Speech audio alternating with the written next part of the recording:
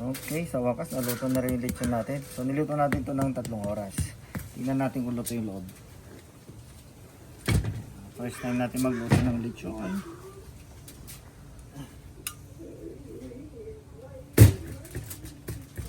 First time magluto ng lechon. Oo, dito. Kasi Ay, dun sa okay. grills, hindi naman tayo nagluluto doon. Kala ko. Tingnan natin kung ano. Uy. Ay, oh my God. My. Malutong siya. Tingnan natin yung loob ng luto. Ay, tama lang ang 3 hours. Kasi yung 3.5 hours, ano na to eh, dumidikit na sa ano eh. Okay. Sa laman. So 3 hours lang. Oo. Oh. Nasig yan. Grabe. Sarap. Perfect. Okay. Lutong. Yung laman niya, ano? Oh, Sarap. sakto. Hindi naman siya maanghang eh. Konti naman nilagay ko. Pwede kay Freya.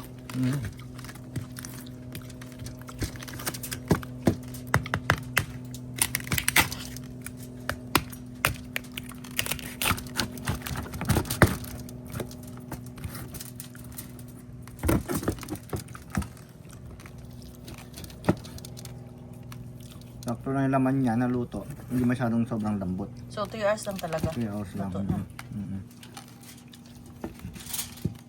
Luto siya, oh.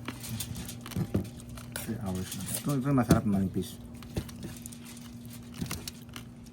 Tingnan mo nga kung ano, manghang. Ay.